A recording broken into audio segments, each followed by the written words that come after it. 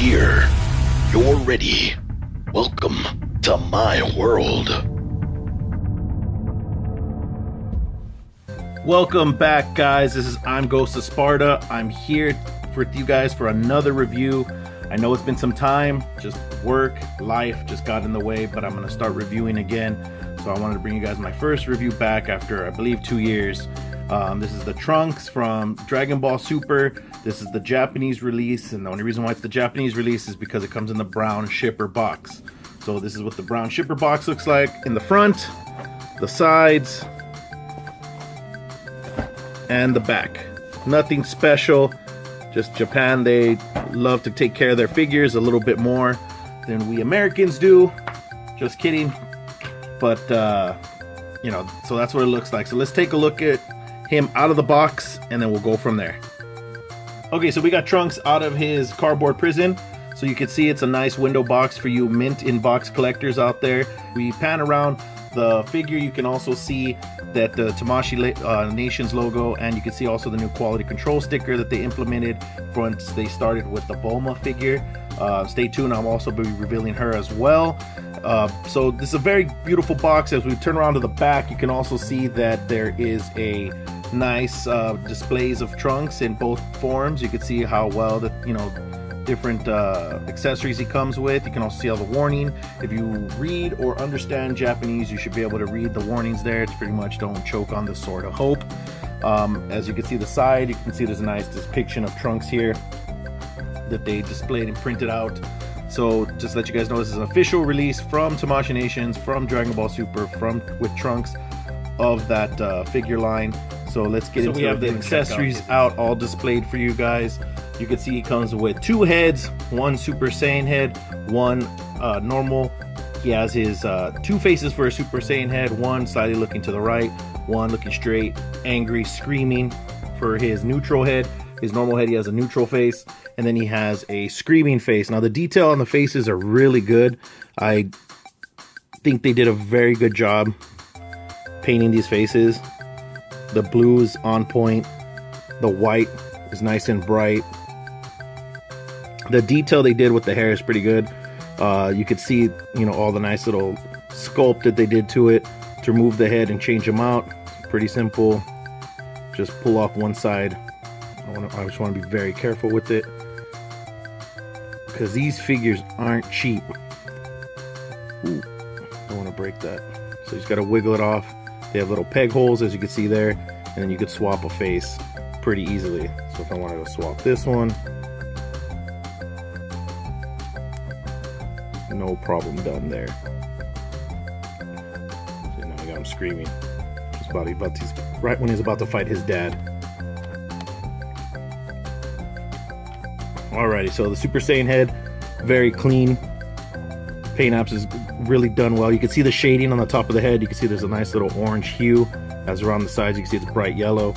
So we get some shading around it. The sculpt is really good. These spikes right here are very dangerous. I mean, you wouldn't want to give this to a young child, because this would hurt them. They would poke themselves with it pretty badly. So to swap this one out, just clips out in the front, swap the face. Let's take a look at the last head here, the last face swap. So he's looking to the right, menacing, pissed off, probably about to fight Goku Black. So he comes with 7 pairs of hands, 2, 3, 4, 5, let's say 4 pairs of hands and 1 relaxed hand. The detail of the hands are normal, it's just molded plastic. They got the fingernails on there, as you can see. Let me get that to focus, but you can see that they have the fingernails on there. So he gets a pair of open palm hands, a pair of clinching hands, a relaxed hand, and 2 sword wielding hands. You can see there's 2 parts to the sword. This one is a little bit smaller because, as you know, he fights Goku Black. I don't want to set no spoilers, but something happens where it becomes like this. It's up to you to figure that out. Go ahead and watch the series, but you can see it comes off, so that we could slide the sword hand right onto it. Get that in there.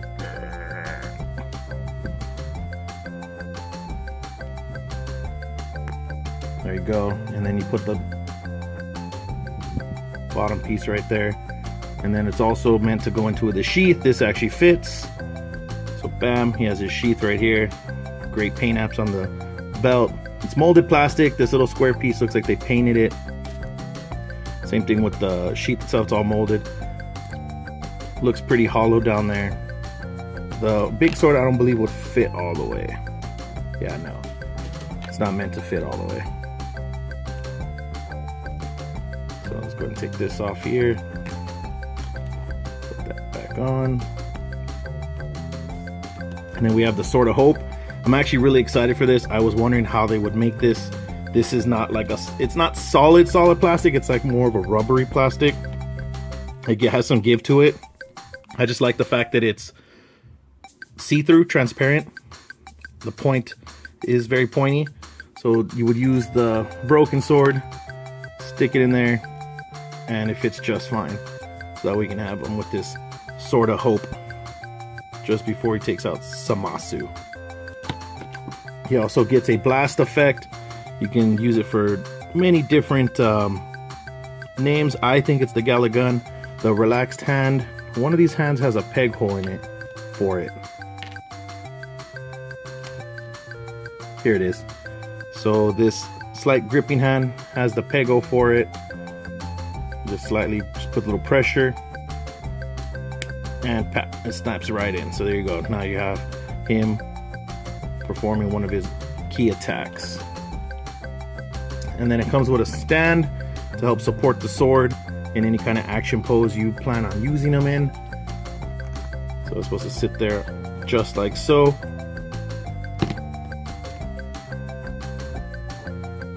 And I'm pretty sure you can orientate the direction any way you like, so that way it can help with the support. Let's see, does it go any other different way? Nope, it goes pegged in one way and one way only. Alrighty, so let's get back to the figure. See you in a second. So we have Trunks here with his Sword of Hope, about to use that bad boy. So I had a few issues with this figure. I wanted to get to it, in the beginning of it. I just wanted to let it out first. There is a couple quality control issues with it. One, the sticker on the capsule core that's on his left arm is a little off. It looks like they use a little bit too much white. It's not a full nice either oval or circle. I don't know what shape they're going for. So let's take a look at that. You can kind of see here, I mean, it's painted on there pretty well, but if you go around it, you can see it's kind of uneven. Another QC issue that I found that might be bad, it might be the mold of the neck, but this neck right here doesn't stay flush and it moves very freely. You can see that you could get it. If you look down there, you can see how you get that little hole right there. And then when you try to move it back, it doesn't want to move back, so you gotta orientate the head, swivel it around until you get it right. It makes it hard to do it with this head because, the spikes do hurt. So he stands very well with the sword. I mean, in this pose, I haven't tried any other pose. I mean, if you want to try using a flight stand, I would recommend it, to get kind of like a aerial effect or like, a jumping slash effect with it. But he does stand very well with it. I mean, I didn't need to use the stand for it, but you could to give it a little added more support if you wanted to bring it down. So it's another option there. But as for everything else on this figure, it's really done well. I like it. Like I said, I have very small gripes. Let me take off this pommel here. Take off the large Sword of Hope so we can get a better look at him close up in the camera, because like I said, this is a review, guys. We got to get down to the nitty gritty. So like I said, the QC issue with that, with the neck, and also the paint apps right here, I mean, that's very minimal stuff. I think that was probably the least things to grab. Was it. Everything else on this figure is great. The articulation is great, which we're going to go over right now. He articulates just fine. His head rotates 360 degrees. Looks up really well. Looks down really well. You can see that it's separating right here. So you can put in his chin more. So make sure that it's in there right. Or seated right. So just by me reviewing this right now, I found another one. It doesn't look like it sits on there just right. So I don't know, maybe they cut it wrong. See if I can adjust that.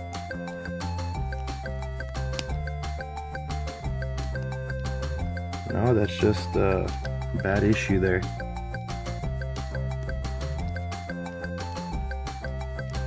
So yeah, trying to get that neck to finally straighten out is very difficult. So let's take a look at the articulation. You can see we have a swivel joint here. Nice little butterfly joint, covers up the back pretty well. You can rotate 160 degrees around. You can lift up the arm this much. We got a mid bicep swivel, double jointed elbow, so we get more than 90 degrees there. No forearm swivel, the hand swivel, and they also rock back and forth. This piece right here, where the handkerchief is, it's actually removable, or bandana. He does have chest articulation, so he can crunch forward, he can crunch back. That's about as much you're gonna get out of that. Not gonna get too much. Does rotate a little bit. Then we have waist articulation, spins. This belt right here is a free floating piece, so we can get a nice little swivel out of that, get good range of motion. If you combine that with the ab crunch, you can get some good range of motion out of him. Now as for the legs, you can see you can kick that far, rotate that far back. We get no thigh swivel, but we do get double jointed knees. You can see here that they did like a nice little tore piece of his pants, so they painted it so that way it looks like his flesh. I'm pretty sure this whole thing is molded in the same color, but they just painted over that. You can actually see it because you can see there's some bleeding there. So you got some more QC issues. And then the boots, we got no boot rotation. We do got an ankle pivot. We got an ankle rocker. They move up and down. I wouldn't say we got 90 here. Yeah, it's not too much, but it'll get the job done. And you got a nice little toe pivot. So that's pretty good. Like I said, the figure is great. I like the figure. I really do. I enjoy this brand of figures from Tamashii Nations. But this neck thing is, there we go, I finally got it to sit right. It's kind of just a little bit kind of underwhelming. It's kind of not cool in my opinion. I mean, to pay for that much and that's just really loose. Maybe it just might be mine. So everybody else might get a different experience than I did.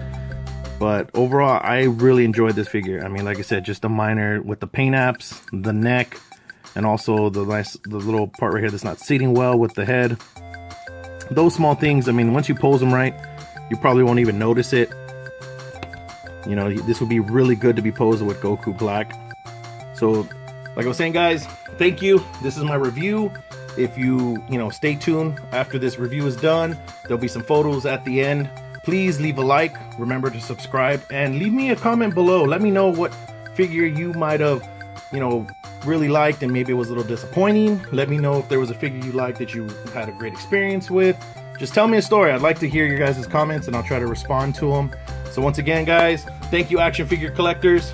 Keep on hunting. So we have Trunks here with his sword of